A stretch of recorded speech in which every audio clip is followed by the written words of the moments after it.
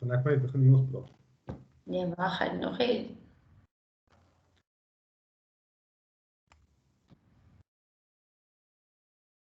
Okay, we can start. All right, good morning, everybody. Thanks for joining this webinar on 3D design. We had a lovely registrant people registered for this, so thanks for taking the time to look at my face. I'm human. This is not a pre-recorded thing. This is live. So that's the new normal, I suppose, is to have these live events. And today we're talking a little bit about Ansys Discovery and product design. So we'll talk a little bit about. I want to talk about the traditional way of designing products and building them and using them in industry, opposed to what the new digital transformation has brought to us. Right. So I'll be sharing my screen with my presentation. That's something that never got old, eh? Presentation. Everybody is doing presentations. For 15 years, I've been selling Ansys, and people are still doing presentations. So we'll just keep on doing that. All right. So today we will definitely be doing a live demo as well. It won't be only a presentation. I've got a short piece in the beginning just to give you an overview of what's happening, and then Keith Railton, my colleague, he will then do a live presentation on Ansys Discovery. All right, so let's start. I'm going to start by showing you this very impressive video, and then I'll say something about it. The product that redefined product design just got better. Simulation specifically built to be leveraged earlier in the development process to drive productivity, spur innovation, and increase product quality. Test multiple design ideas quickly using real-time simulation, making changes and instantly seeing results. Or refine the most promising ones using high-fidelity simulation for increased confidence and product insight. The first design tool that makes simulation easy enough, fast enough, and flexible enough to be used while you design when critical decisions are being made. Perhaps best of all, Ansys Discovery is one experience, one environment, providing seamless access to the best of what Ansys has to offer. Ansys Discovery predicts the thermal behavior of devices involving fluid convection coupled with solid conduction for the design and evaluation of electronics, cooling, and heat management devices. Especially notable is the automation and intelligence that makes setting up this type of scenario faster, more intuitive, and easier than ever before. The opportunity to leverage real-time simulation introduces an interactive experience through exploring multiple designs with a quick setup. For example, what if you want to know the pressure drop as you vary the angle of a ball valve? Setting up a quick parameter study allows a user to explore multiple outlet conditions as you adjust the lever of the valve. New performance and workflow improvements enhance productivity when working with Ansys Discovery. A new quick scoping tool quickly selects parts or assemblies to include or exclude in simulation and offers multiple ways to visualize target bodies. Additional interactive tutorials, improved unit controls, save results settings, and other workflow updates make it possible to set up and run a simulation faster and easier than ever before in Discovery. When you need to summarize or record simulation results in setup, Discovery's new report generator captures all model inputs, materials, and results and exports them to a PDF or HTML document so colleagues or customers can review the details of an analysis. Lastly, pick up right where you left off in Discovery and simulate more complex physical behaviors with direct transfer to Ansys mechanical and Fluent applications, as well as access Discovery on the cloud through your browser if you don't have access to high-performance hardware. There's much more to Ansys Discovery than just what you saw. Integrated geometry, rapid multi-physics simulation, industry-leading accuracy, and an easy-to-use user experience sets Discovery apart from any other design tool. This is the promise of design exploration made simple because every engineer deserves the power of discovery.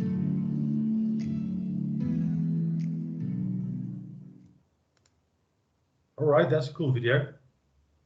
It shows a little bit about what we're going to show and talk about today, and that's Ansys Discovery. So that's a new product range from Ansys where they created a solution for the designers to be able to use this tool and then make simulation part of the whole design process. So I quickly want to start by talking about how we traditionally designed and manufactured and implemented products. So it was a pretty straightforward process. Somebody had an idea, and then they will do a design. They'll build something like a prototype. They'll test it. They'll make some changes. They'll test it again. They'll make some changes, and that's the iterative process until it was performing well enough, and then that will be installed in the field and it will be operated, and then I like to call it experience will be gained from the design and to understand it properly. So then if it breaks, you will fix it, and the next one you build, you'll build better, and that's the traditional way of engineering. And then we changed that a little bit with the introduction of simulation tools, in where the moment that we got to a phase where something breaks, we started simulating to make sure why this is happening. And this technology was very limited as well. We could only build very small models, isolated parts, and as the technology progressed to what we know today as simulation, this generally in South Africa is still part of a certain time span in the product development cycle, where I think the world trend is to move this simulation a little bit earlier. I think we are a bit unique in South Africa that we start with an idea and then we hand it over to the designers. And these designers is a bit different in South Africa than in the rest of the world. In the rest of the world, a designer would be a graduated engineer having tools like Ansys and simulation tools to build a proper production model in a CAD system. Where in South Africa, I don't think that person is always a graduated engineer. I think traditionally we've used a lot of draftsmen to do design, and that was fantastic because I think it says a lot about the quality of designers we have in South Africa with a very wide range of experience. But our simulation are still sitting where there is some refinement to the prototype, etc. And sometimes not even. Sometimes there's only some simulation in the end when things don't go very well. There's a lot of money we can save in this whole process by moving simulation earlier on. And I think one of the challenges was that simulation used to be a very difficult tool to use.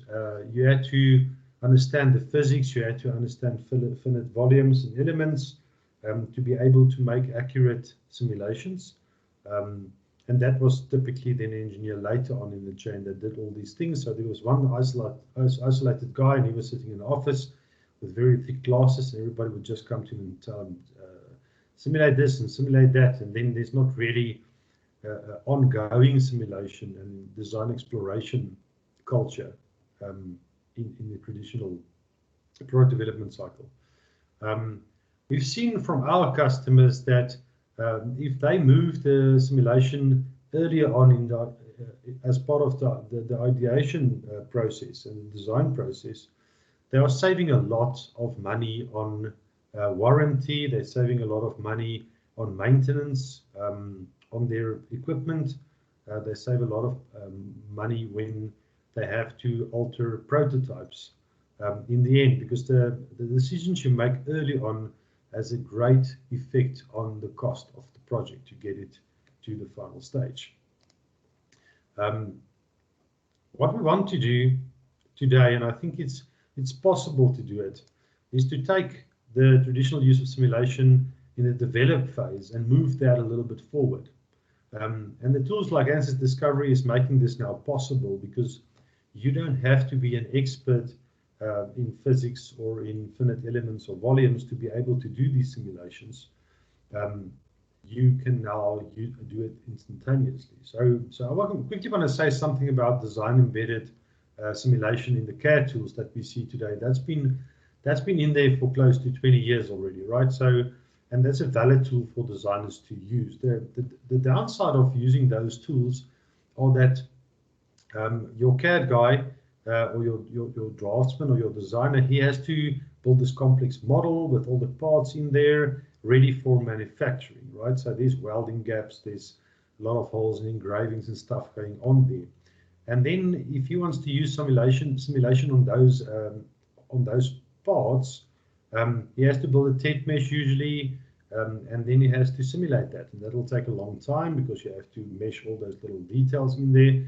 And the moment that he simplifies that model to a simulation model, where he's closing up the gaps and the holes that's not necessary or not relevant to the simulation, he has to wait for that simulation to end, and then he has to make changes again, etc. So the use of that simulation in the CAD embedded tools hasn't really been efficient. I think the adoption rate of that typically is about 20% of CAD users are actually using the simulation embedded stuff, right? So Ansys saw a gap in this market, and to address that need for designers to rapidly explore ideas and to see how these designs will function, right? And then they discovered that they introduced Ansys Discovery around 5 years ago. Now, if I can make a small prediction, back in 1990, Ansys developed Design Space. That was what it was called. So we traditionally had Ansys Black Window, which was mostly an input deck FEA tool. And they developed Design Space that is today the workbench that we know, right? And that's a fully parametric simulation tool with integrated physics. It's a flagship product that handles all the different physics. There's many different applications that can be simulated and assessed in one environment. And that's what we know today. So my prediction is that this Ansys Discovery is going to form a very large part in the new Ansys that you will see in 10 years, because this is great technology, and I think I couldn't imagine that they introduced such a great product that does instantaneous simulation. That sounds a bit foreign to a guy that's used to traditional FEA and CFD. So let's look at what that tool should look like, right? So it should be a user-friendly interface kind of tool that does rapid simulation. It needs to have some geometry built in there so that you can manipulate models, especially when you do structures or large plated structures. You want to close those welding gaps very quickly, simplify some of the geometry so that you can have a much quicker simulation, right? And then you would want to explore how the design will operate on a, let's call it an explore phase, where the accuracy is not of utmost importance. I mean, you want to explore what the effect will be of making a beam thicker and thinner. And if there's a 5% error in the final answer in that, that's kind of okay, because you're still exploring the design. And in Ansys Discovery, after this, you will take it to high fidelity solving to get a more accurate answer, zoom into that, and then the moment that you need to refine that design even further, optimize some geometry with topology optimization, etc., then you can take it to the flagship Ansys products as we know it, with all the explicit solvers and all the advanced physics in there. All right, I'm quickly going to show you what we're going to cover today. This is an Ansys Discovery that you see on the screen there. That's the user interface. It's a very modern, user-friendly interface with context-sensitive menus. So if you move your mouse anywhere on an icon or on some geometry, it gives you certain options interactively that's available to you at that time, and that will make sense to do. And then we have live physics simulation. Now, this live physics simulation run on a GPU card. Now, luckily for all designers, they usually have a nice NVIDIA graphics card anyway in their machine to be able to handle the CAD systems graphics resources. So you anyway have that. It runs on the GPU. It gives you a very accurate answer on the physics that's available in Ansys Discovery. It gives you geometry prep modeling, so you can simplify geometry. You can even create geometry from scratch. It's actually a full-fledged Ansys SpaceClaim license embedded in there. So that's a full CAD system. I mean, you can create any kind of geometry in there. And then integrated in this all, you can transfer this to the flagship Ansys product. So then when the designer reaches a stage where he needs to pass this on to the simulation engineer, he can just send him the project file and he would be able to open it up and take it to Ansys for mechanical or fluent or CFD. All right. The geometry prep modeling with SpaceClaim this is a free-form modeling tool. So there's no tree on the left-hand side like in traditional parametric CAD, where you have to worry about if you delete a face and there's a whole bunch of things on that face that has got relations to other geometries in dimensions, etc. That will corrupt your whole model, and you would have to be clever about how you model these geometries. Ansys SpaceClaim or Discovery geometry, that is a free-form modeling tool. So to make changes quickly, like completely removing holes, adding geometry, adding bosses, adding ribs, etc. That's very, very easy to do in Ansys Discovery. You don't have to worry about the tree. There are some parametric, so you can assign to this, and I believe they will develop this even further. Then the second stage would be Explore. That's where your live physics simulation will come in. You can see on the screen there, the little video that I'm showing. The moment you start changing geometry, the simulation will instantaneously update. Now, the more powerful your GPU card is, the quicker this will happen. We get extremely good results with Titan V cards, which is a cheap. It's about a $3,000. Even the NVIDIA GeForce cards are doing extremely well on this. And this is applicable for FEA and for CFD. You will get instantaneous results based on how your physics will perform. So this not only helps the designers to make good decisions, this also educates young engineers to make better decisions. If you have a young designer and he needs to design a structure that needs to withstand some kind of load, it will help him to get an idea of how thick those sections and beams must be to withstand those kind of loads. So you are developing that engineer skills with tools like these, right? Then also available in Discovery. So Ansys Discovery Explorer is the license as we know it, and then there's an add-on license of Ansys Mechanical Pro and CFD Pro you can buy that will enable a mesh-based and a finite volume and elements approach inside Discovery. We call this high-fidelity or refined simulation. It's still a TED mesh, so this is typically what you get inside a CAD embedded simulation tool, only so much more with everything that it can do and the speed at which this is happening, right? This will utilize your CPU again for solving. And the cool thing about having this tool in conjunction with your CAD system is you don't have to wait for the simulation to finish to carry on designing stuff or making changes. You can just carry on. And then lastly, you are able then to, once you've refined this design, you can take this to the flagship Ansys products, open this up in Ansys Mechanical or in Fluent CFD. You can take the design further there with the traditional tools. This will always be the flagship stuff for Ansys. Whether they will embed all this functionality inside Discovery, I think it's possible. I like the user interface.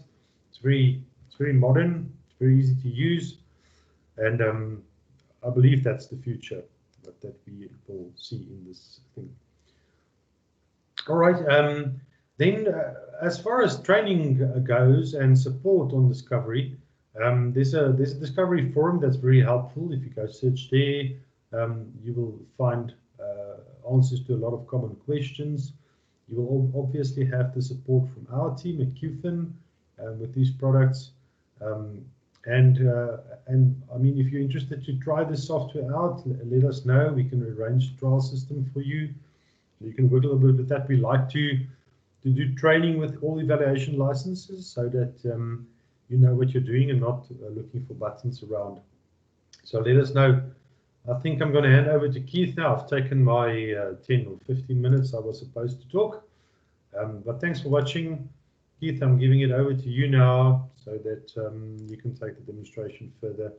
Any questions you can add into the comment box. Thanks. Right, good morning, everyone. Thank you for taking the time to spend and look at what we have to offer with Discovery. So I'm going to show a bit of a demo. My name's Keith Railton, and yeah, I'm going to show you a bit of structural topology optimization, as well as a little bit of fluid thermal solutions. Okay, so let me start off by sharing my screen and we can get started. All right, so hopefully you can all see my screen, and this is the first page which you are welcomed when you open Discovery. It is just a little startup page. There is some information here, some videos to get started, also just your navigation so that you understand how to use your mouse. And as I said, there are some videos to show you how to set up problems. And then there's also an interactive tool, and you can also open the home page. And this is the home page. It's just where you open your geometry or your Discovery files. And this here's a history of my current files. You can quick open them through that. Alternatively, you can use the create a new project where you can create geometry from scratch and then solve that. For now, I'm just going to open the geometry file and we'll go from there. So I'm going to select my structural and I'm going to choose a space clamp file. You can see there's various other CAD formats that are available for import, such as step files, parasolids, STLs. So your general common file formats, it will be able to open. All right, so I'm going to start with my Discovery. Let's just hold on 1 second.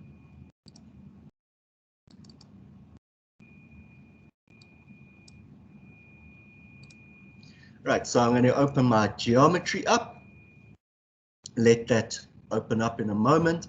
And at the bottom here, you see the progress, and it tells you when, how far it is. So this is the geometry. It's basically some form of aircraft engine, and it is mounted on a bracket. So we're interested in looking at the detail on these different brackets and looking at the forces and the stresses that occur on it. Right, so the first thing I'm going to do is I need to define where I want to solve my physics. So I can simplify this by excluding my engine and only include the brackets and then apply boundary conditions to that. So the first thing I want to do is exclude my engine. There's a number of ways to do that. I can right click on my component and I can say exclude from simulation. Alternatively, I can go to my drop down where it lists all my components and I can see my engine here, and I can then click this. It looks like a site, and that is also to include or exclude from simulation. So I can do either of those, and then I can go to quick scope, which shows me which geometry is included, and I'm happy with the geometry that is included. And if I want to, I can just say hide excluding bodies. Then I can press escape twice to remove the menu. All right, so with this, we're going to be using the explore mode. There is another refine mode. Explore mode uses the GPU solver, the live physics GPU solver, where the refine mode uses the Mechanical Pro license, where it actually creates a tetrahedral mesh and solves it using the Mechanical Pro license in the background. So we are going to use the explore for now, and this if you hover on Explore, it shows you the fidelity, and this scales the fidelity of your project. So if you move this to the right, it increases your fidelity and increases the accuracy of your answer. This scale is completely dependent on your GPU. So if two people have two different GPUs and they set this to maximum, they will get different accuracies based on their GPU. So for this purpose, I'm just going to leave it as the default, because I'm not too interested in fidelity just yet. I'm really interested in showing you what this has to offer. Okay, so with that, I need to apply some form of boundary conditions. So the first thing I'm going to do is apply boundary conditions. I can select these faces, for example, and I can select those faces, and you notice it pops up a little icon or hex on this area. If I select that, it brings up the halo, and the halo I can have is shortcuts to various options. So here is structural. If I want to add some fluid boundary, and it will convert it to a fluid solver, and I can go from there. So I'm going to choose structural, and then I want to apply some form of support. So I can select support. When I select support, it brings up the heads up display, and it has the various options for that support. So I can see it's a structural support, and at the moment it's fixed. I want that to be hinged, so I select hinge. When I'm happy with it, I can select the tick mark to apply the hinge at that point. You notice that in the structural tree, there's a structures panel now, as well as a hinged support. Okay, I want to apply a few more, so I can select the other locations. And once I've selected those locations, I can just press enter, and it will apply the same boundary condition as what I have currently selected. All right, so I'm going to apply it one more. So you notice now I've added 3 hinges, and it's grouped it now. So if there are 3 or more of the same boundary condition, it will group it so that it makes your tree a little bit more easier to work with. Okay, so I've applied my supports. So now I need to apply some form of boundary or some form of load. All right, so if I want to remove this heads up display, I can just select escape twice, and it'll remove it and send me to my default select tool. And then I can, as I say, go to the heads up display shortcut very quickly. One important thing is the F1. So when you press F1, it brings up a overlay help system, and that gives you an interactive help to show you what each part of your geometry or the setup is, and you can visualize certain things. So it's very useful when you want to get quick information. Just use F1 and F1 to close it as well. Okay, so with that, I've applied the hinges to the top supports, and we've noticed the tree updating. So now I need to create the force where I want to apply, or create the force. So the first thing I need to do is select the faces where that force is going to be applied to.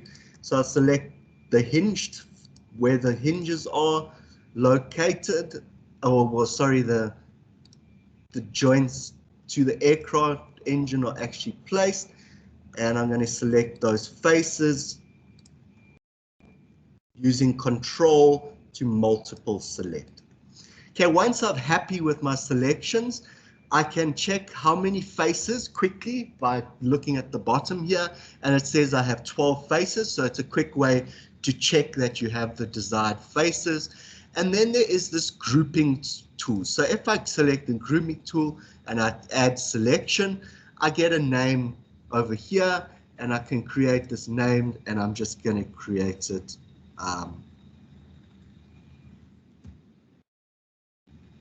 just call it support or load. Right, and with that, if I lose my selection, I can always select that and it will remember what I had selected before. And you can add multiple groups so that you don't have to do repetitive tasks often. So with that, I now want to apply a force, so I can select the load, go to my heads up display or the hex. I want to choose a structure and I want to apply some form of force. Okay, I want it to be a distributed force. I can apply a torque as well. And I want a total force, and I'm going to enter a value of well, to be honest, let me first expand this. And I can now specify the different components of my force. Alternatively, I could have specified a value, selected this direction, and selected an axis for my primary direction. Alternatively, I can specify in here my my values. So I'm going to say 2 minus 2e to the 5 newtons, and the rest I want as 0. And I want to also have a remote point because the aircraft engine was slightly lower. It's not applied at the centroid of the holes, it's applied where the centroid of the aircraft engine. Okay, so I'm going to apply that. You can get that detail from SpaceClaim. Alternatively, you can get it in any means you want to. Okay, I know my remote point, it's 1.3, and it shows you the position of that. And then when I'm happy with this, I can just press enter and it will complete the force. So I can see it's in my structural tree. If I'm happy, I can press escape twice to remove it, but I don't want to. I want to add another load, and that is a load in terms of a mass load. I want to add a structural mass. Okay, it's lost my selection, so it's asking me where. So again, I can just select that load, the grouping that I have, and then it will be able to apply a value to that. So I want 4,000 kilograms. You can notice the units, you can type whatever unit you want to.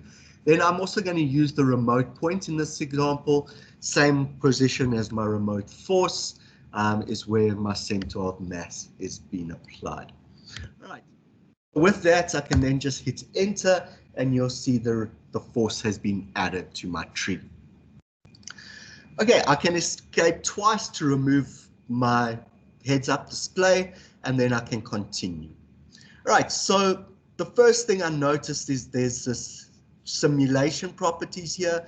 This tells me about my structure, my simulation, and this gives me some information about my simulation. So this one says gravity has self-weighted excluded, remote 1 will not cause loading. So we need to then check, we can look at our remote mass. It also has an exclamation mark. It says gravity is basically not included. So we can look here, you see it is excluded, so we can just simply click include. We can then specify the direction. By default, you can see the direction, it's in the negative Z direction. I want it in the positive direction, so just my axis is slightly different. So if I select it, it will show me the direction of gravity. Okay, now you can see that message has disappeared, so everything is good with my tree. All right, so the next thing is essentially going to solve this geometry.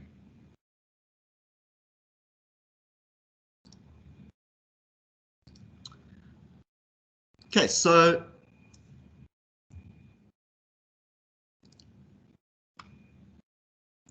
sorry, there is one more thing. The last thing I need to look at is my bonded contacts, or my contacts in general. So over here, you can see there's a bonded contact. By default, Discovery applies any contacting surfaces as a bonded contact. You can either bond it or you can exclude it. If you want any other contact information, you would need to go to the refine tool, refine option, where you can then apply various other kinds of contacts. Okay, so if I want information about that, I can just double click that and it will highlight the different contacts that I have available. It shows it by displaying the different faces, the contact pairs, by different colors of faces. I can also hover on these little spheres to show me the different pairs. Okay, so the first one is this main contact between these two bodies. I actually only want the load to be applied through the bolts. So I can then, to be able to remove that easily, I can filter results. So I'm going to filter by selecting my primary body first. So I select primary body, then I select my secondary body, and it will highlight that one. You can see there's only one selected. If I select it, it will show my contact pair. It is bonded contact by default. So I want to remove it from my contact because I want it only spread through the bolts. So I can select remove, and you'll notice it adds prevented contact there. I can then continue, I can redo that, primary, secondary, it then highlights my face. I can select it and I can remove it. Okay, so you can see now my contacts are only really through the bolts, but there are other areas that may be of issue. So I'll just show you. Let me exit my tool. I can then hover on that, select the axis, use Control, hover, select the axis, and I can press X and it'll create a cross section through that. Well, it'll create a plane first through that and then a cross section. Okay, so let's have a look. We can actually see, yes, it's bonded at the top here where there would be thread. So we're happy with that, but there's actually a gap here. But if we select that, it actually shows us that there is contact within that that body. So if I escape, or if I press D, go back to 3D, if I select that contact, you can actually see there's one there that is between the body. I don't want that. I only want that where the thread is. So I want to exclude that. There's a couple of ways I can do that. I can exclude them manually by selecting them. Alternatively, I can filter my contacts. So I can expand this chevron and I can see there's a detection distance and it goes between 0 and 5 millimeters or 6 millimeters. And I can make that a little bit smaller. So let's say 0.01 millimeters. I can press hit enter and you'll notice straight away that that has been removed and it's only the face there and where the thread is. So I am happier with that now. So I can move on to the next part of this, which is to solve. So let's escape this.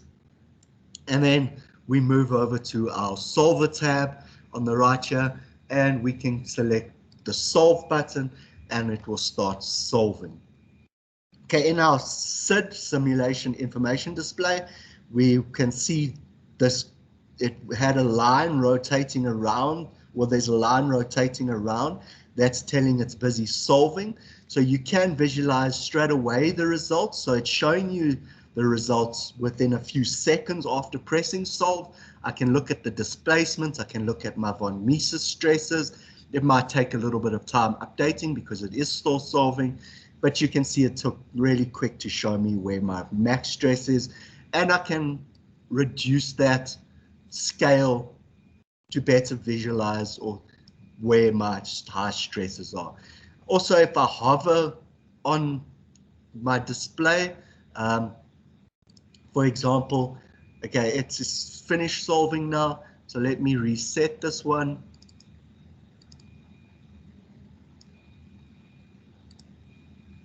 All right. So its simulation is complete. So, well, I think it's nearly complete. It's just, it will finish in a moment.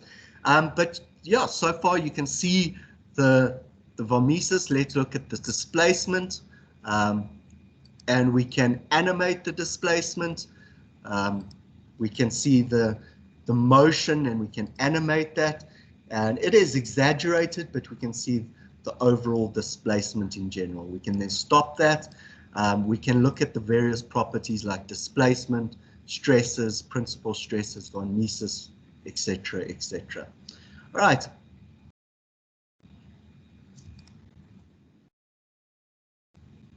Okay, with that, you can also create isosurfaces, etc., etc. And by default, there's these monitors. You can have a look. It shows by safety factor based on the material. By default, everything's structural steel, and it tells you your max displacement and your max von Mises stress. Okay, so that's essentially how you would set up using the Explore solver. So now I'm going to quickly move over to using the refine, and I'll show you it's very quick. So all I do is click refine and it moves. You see my boundary conditions are still intact. There's a few more options available like global and local settings here. These globals are my different curvature, proximity, and fixed mesh settings. Alternatively, I can add local settings, which I'm going to do now. I'm going to add a local setting. I'm going to add it to that area where there's the high stresses. And I'm going to say I want a size of 7.5 millimeters. Oh, sorry. Let's go local. I think I pressed some other button there.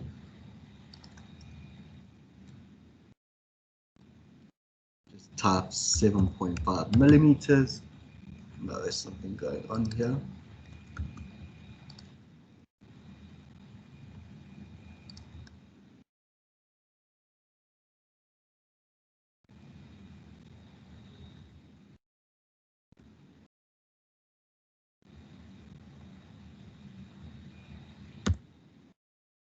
Yeah, there it worked, and you can see there's a fidelity adjustment setting being placed in my tree, and you can apply local refinement wherever you find necessary.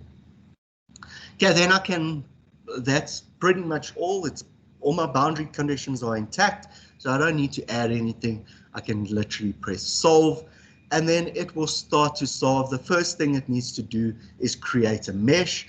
So you'll watch the progress bar around the SID, and it will then show you where it is going. So the first thing is the mesh, and we'll let that continue.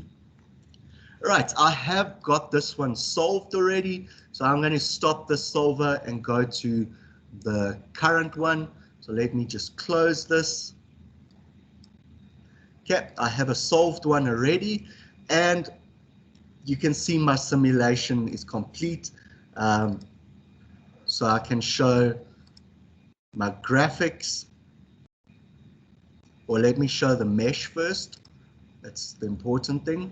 So this shows you the mesh first of all, and you can see where the area I made refined, and you can see it uses an automatic refinement, curvature and all of that, but you have global settings where you can control that. Alternatively, you can adjust the fidelity by moving this, and then it changes your global settings overall by using its own default settings, but you can increase the fidelity in that way. Okay, and then you can look at the results, and you can very easily see what is going on. So let me hide the mesh to see the results, and I can see what my results look like. All right, we can see the change. So this wasn't a design. Okay, sorry. So let me go back to the Explore. I just wanted to show you how easy it is. Let me just see something. Okay. Right, so that's just saying that I need a license to solve because I've only got one license, but that's fine. So that's basically it for the Discovery, Explore and Refine. And it's quite easy to make dynamic changes to geometry. You can use the design tool and use pool, for example, and you can manipulate the geometry. Just my license now as I have it open. But let me close that, and then I'll move on to the topology optimization. Okay, so just give me a moment while it opens so that I have the correct license for it.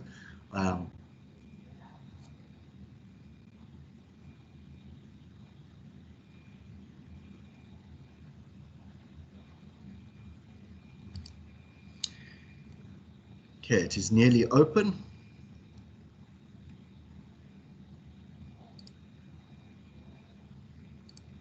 Right, so there's Discovery, it's open in my welcome screen. I can close that. I'm going to browse, I'm going to say click, and I'm going to open geometry file. And this time I'm going to use my Topology Optimization, which is an automotive bracket housing. I can select that and open that and let that open for a moment, and then I can continue. So once it's open, I can then continue with my simulation. Okay, so the first thing I want to do is say which geometry. So this is a bit more complex. I just want to look at this body in the middle, this component, and I want to optimize this design based on boundary conditions. So I can use these others in the design, but let me simplify it and just include that body. So the first thing we can do is use the quick scope, and I can select that body as the only one I want to include, and I can say hide excluded bodies. I can then press enter or escape twice, and it will then only include that. I can then look in my structural tree, and I can expand this, and you can see this has been excluded from physics, where my bracket is not, it's included.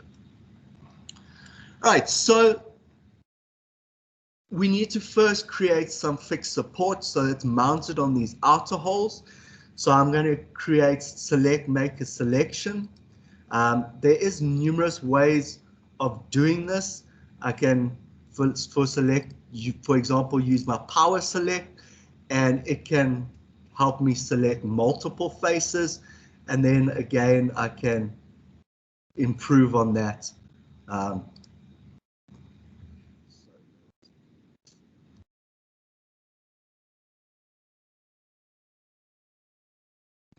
Can only use power select one at a time.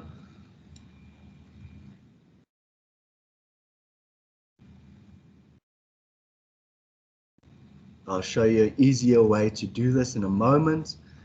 So this is one way of doing it, and I'll show you in the next moment how to do it. Okay, so there I get the faces. Let's add a group. So I remember that, and let's call that fixed support.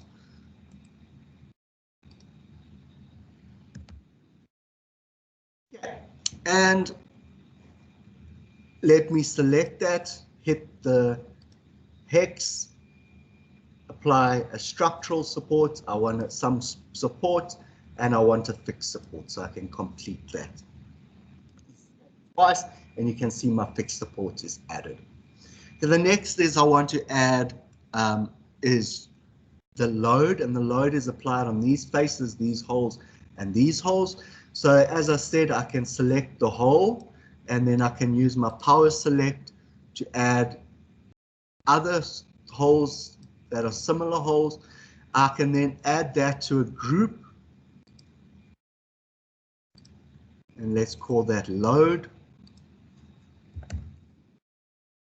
Okay, and then I can add other things. So I can select that face, right click, and just say add, and then I can select, for example, these ones, and then I can right click on the load and select add. Now if I select that, it's got all those faces selected, and I'm happy with that. So I can select that load, select my hex, apply a structural load, and I'm going to apply a mass to that. So add a mass. I want a mass of 5 kilograms, and I want to use a remote point, and that remote point is about at 0, 0, and minus 50 millimeters. Can I press enter, and you'll see it's been added. And then again, that warning, I must just switch on my gravity, and gravity is included. Okay, so I've done basically my general setup now. So I can now, on my hit simulation display, I can rename it. Let's call that gravity Z. Okay, and that is in the Z direction. If I hover, it's in the correct direction. I can now duplicate this, And I can rename this as well, and let's say that's in gravity X. Okay, and then I can change my gravity in this particular one to positive X, and I can see the direction of that. Okay, with that, everything is pretty much done. So now all I need to do is apply topology optimization and then run my simulation. So I'm going to click on topology optimization. It then does a setup. So the first thing, it brings up this menu. So my topology optimization goals, so maximum stiffness, there's various other options. I'm going to leave it at maximum stiffness. Then also other goals such as reduced volume, so how much volume I want to reduce. And then you can change it by I want to do it by percentage. You can specify actual volume. You can specify a few other things. And then this protective distance, it's basically about around your boundary conditions, how much of that area will be protected. I want that to be 10 millimeters. So I'm going to enter 10 millimeters. And I'm just going to press hit enter. And that's everything is pretty much set up. All right, so the next thing I must just do is expand my chevron and include both my simulations or my other simulation. This one's doing gravity X, and I want to include gravity Z as well in my simulation. With that, I can press escape, and I can click solve. When it starts to solve, it then will run through multiple solve and adapt geometry adapt cycle. So it solves, adapts your geometry, solves, adapts your geometry. So you can see it's repeating the process every time it flashes. It's doing a new calculation, and then it's going to change your geometry. So slowly you can see there has been geometry removed already based on looking at my geometry. So slowly but surely it will remove my geometry until it's achieved the desired amount. Okay, so that's going to continue for a while. Let me pause that in the meantime, and I just want to open a solved one where you can have a look at the solved one, what the result is. Okay, let's just carry on this, and you'll see how quickly it is while it adapts. And it starts, you can see all the material that it is removing while it is busy solving.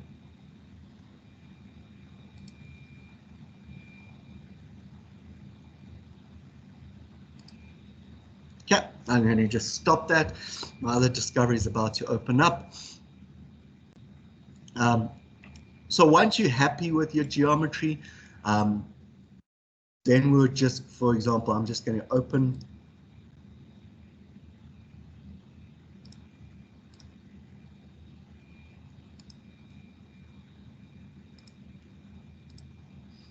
going to close this quickly. Don't need it open anymore. Right, so once you have your geometry, then you can use this part over here. Okay, so this discovery here, but you can optimize, add optimized body to model once it's finished. You click that, it will create this faceted body. So let me show you what it looks like so I can hide it. Creates this faceted. So this is one example I did. So this is the natural organic shape that it created. So you can see it's pretty rough. It's an STL. You can then right click on this and say smooth facets. Once you click that, it will create this geometry. You can see it's much smoother. There's not those holes, and all the things follow a much smoother line. And once you're happy with that, then you can right click and create convert to solid. And that's pretty much how you do a topology optimization, and you can do it with multiple loads. Just note, obviously, if the more loads there are, the more it needs to solve, because it needs to solve for each load case. So if double the loads, it's going to double the simulation time. So yeah, that's it with this particular one. So I'm going to close that, and I'm going to look at the last one, which is the fluids example. So let me just open up Discovery. I want to open up one. I've only got one license, so I'm opening up one with a license, and then I'll continue with the fluids one.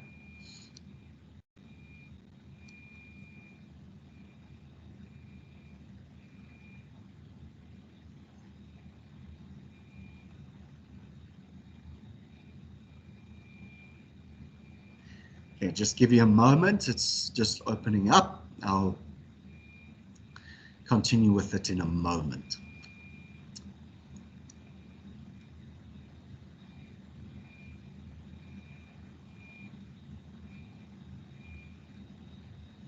Right, so it is open. I'm going to browse. This time again, I want geometry. And the last one is my fluids, and it's the IGBT cooling. So I'm going to open my geometry, and I can look at my various, and the geometry imported. You can see what it is. There's 3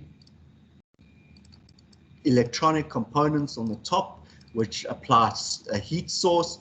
And then we have a channel here. If we triple click it, triple click, hit this, and then I can change the transparency to better visualize inside. So I can see there's cooling channels inside there. So I'm going to model the fluid flow through here, and then I'm going to model for both the solid and solid heat transfer as well on the fluid side. All right, so the first thing I want to do is I need to create a fluid volume where my fluid is. So I'm going to use my prepare tab, and I'm going to go volume extract, and I can select the face. So that's my face that encompasses my inlet and outlet. And then I want to select the seed face. I can select the seed face and select enter. You can see a geometry is created there, and that represents my fluid volume. You can escape twice, and now I want to create my boundary conditions. So the first thing I always do is select this face. I can go to my hex, and I can go to my halo. This time I want a fluid boundary, and I want a flow boundary. Okay, with that, there's the flow boundary. I want an inlet at first, and I want a velocity of 1 meter per second. When I hit enter, it will apply it in my geometry tree. You can see it's 1 meters per second straight away. The next, I'm going to select that.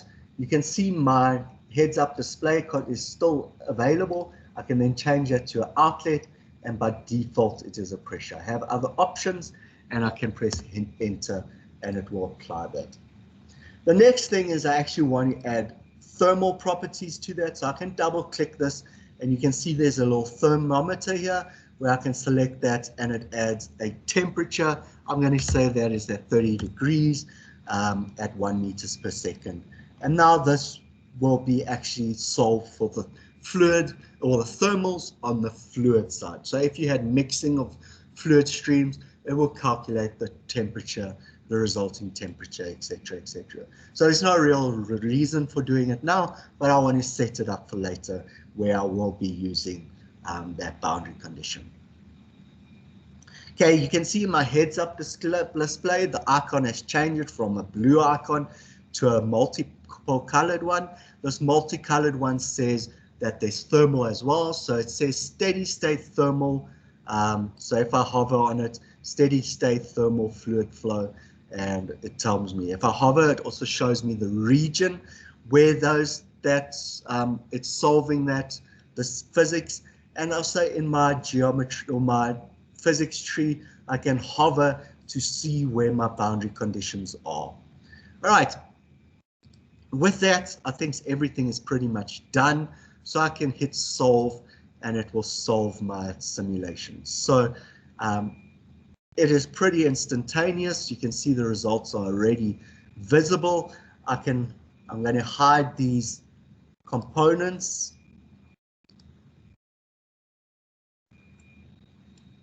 And I can visualize, so you can see the flow lines with velocities. I can also add, for example, contours. This contour shows the highest value of all the faces. I can also change it to outer values, lowest, etc. Then also you can use a cut plane, for example. Those are isosurfaces. Then you can also use a plane, for example. Let me hide these. I can add a plane. If I select that plane, I can just change the axis of it, for example, double clicking, and then I can see the flow lines, better visualization. You can see there's a much higher velocity, so it's not a great design. Obviously, we want a balanced flow. So we can change that numerous ways. The easiest way is we can go using the design. We can then use the pool tool. And for example, I can select that geometry. I can see it's 7.5 millimeters. I can then change that, for example, to say 6.5 millimeters. I can hit enter. It will change the geometry and it will update. You can see it's going to update within a few seconds, and we have new results already. Then we can add monitors to view our max velocity pressure drop. If you wanted to, you can add your own custom monitors to better understand your results. Right, with that, if I select here, you can see my design point at the moment. I can look at my max velocities and pressure drop. I can then obviously vary these different things and it will change my different properties. All right, so with that, that's essentially how I can do that. And you can see now it's updated. So that change definitely changed my velocity and increased my velocity. It increased my pressure drop. But I think the most important thing would be the flow rate. So we would want to monitor the flow rate. We could add monitors, but for this result, I don't have the time of it.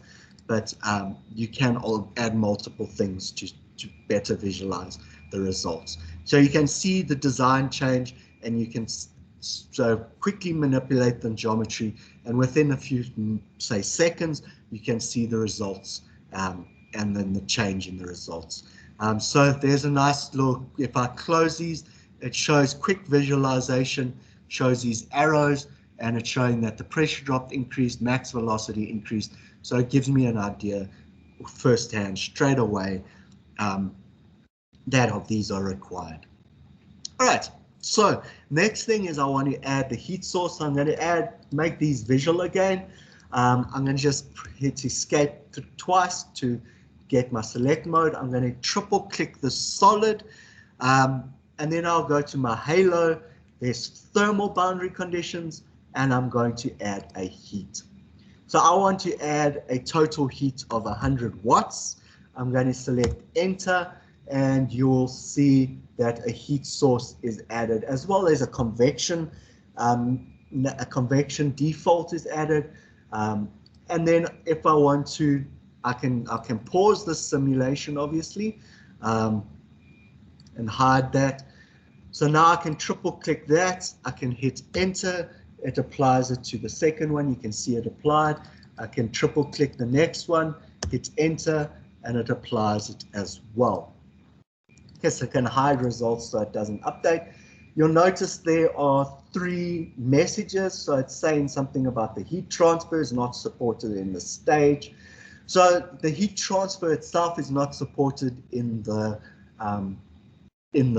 discovery, explore phase, but you can move to the refine phase that will then allow you to do it. So again, if you look in your SID, you can see by default there it's the steady state thermal fluids, and you can see my thermal is grayed out. So if I go to my refine, it will automatically add this and say fluid flow, solid thermal also included, and you can see these have been removed.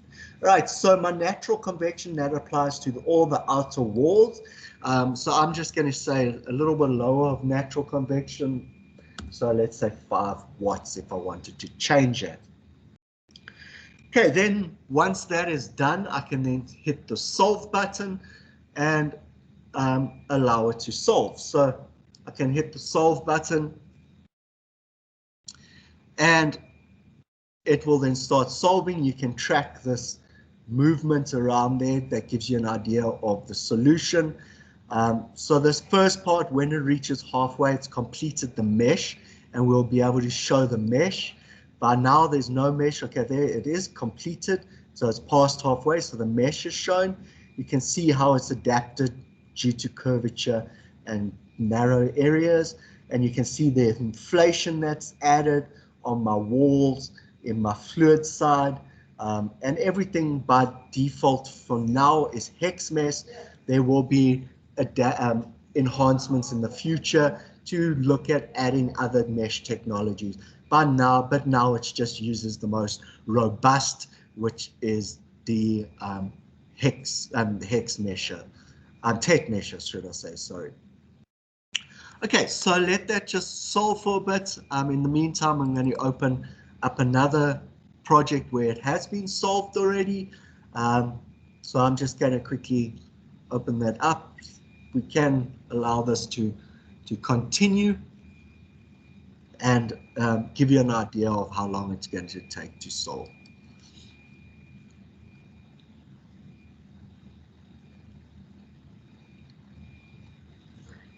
Right, the one thing that is also plans and developments is obviously a monitor of your errors within your solve. So things like residuals. So those will be in place in near future releases. But for now, you can just see how long it's going to solve. It uses its general criteria to solve, but you have the simulation options here where you can specify different information based on your solver information. Okay, so let me wait. This is nearly opened up, and then I'll be able to show you the results.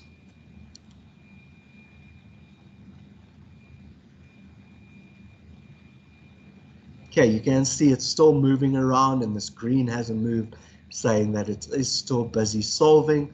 Obviously, a more informative progress is desirable, and that is in future releases and plan for implementation.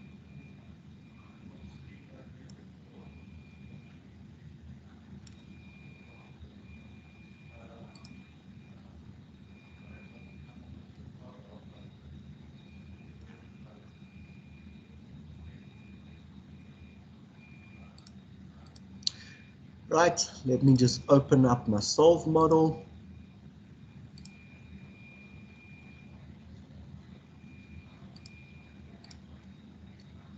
Okay, so let that open up again. I don't have two licenses, so it's only going to be available to show geometry, the results. And I will show that to you as soon as it's open. So it is still busy solving on the other side. It's actually quite close to the end of the results. So the green is complete. It's still rotating. So it's just telling me that it's nearly finished with the results. It is very close to completing. Right, so let me see if this one's open. Not quite yet. It will open in a moment. Okay, just note it takes a little bit of time when opening a discovery file because it has results that it also needs to open, not just the geometry file. Right. Okay, so this one's actually finished solving. So let me hide that mesh, and it shows you your heat. So you can see straight away this one on the far end is definitely hotter. If you hover over with your selector, it hovers, shows you on your legend where that value is in respect to everything, and you can actually pinpoint what the value is in the tree. Again, you can scale that if you want to. You can look at these maximum temperatures. You can change your temperature, so we can look at velocity, for example, within the, and this velocity is within the, in the flow. So let me just check what this one's using the outer. So let me take highest, and it shows the highest velocity. Once again, it's in this region. So we would want to maybe do design changes, etc., etc. Okay, so with that solved, I can do a few design changes. There's a number of ways we can do design changes. For example, the first one, I can select these three solids. I can go to my hex. I can go to my material, and I can choose another solid. If I select pure silicon, you can see it's been added to the geometry, and now it's separate material. If I wanted to, I could also change, for example, this flow rate, change that to 2 meters per second if necessary. Alternatively, I can select this add as a parameter, and if I select as a parameter, I can then obviously, I can add design changes to that parameter. Okay, so that is everything in terms of the fluid side. I hope you enjoyed this presentation. And I think the last thing to just note is that if you're still not confident in the fidelity, and you do have the option to go fully in terms of structural, you can go to the full mechanical license or full fluid license, where you'll be able to do an independent mesh and etc., etc., and apply different boundary conditions, for example, like bonded context and sliding context, things like that. And then obviously in the fluent, you have a bit more flexibility on how you can solve it. All right, so with that,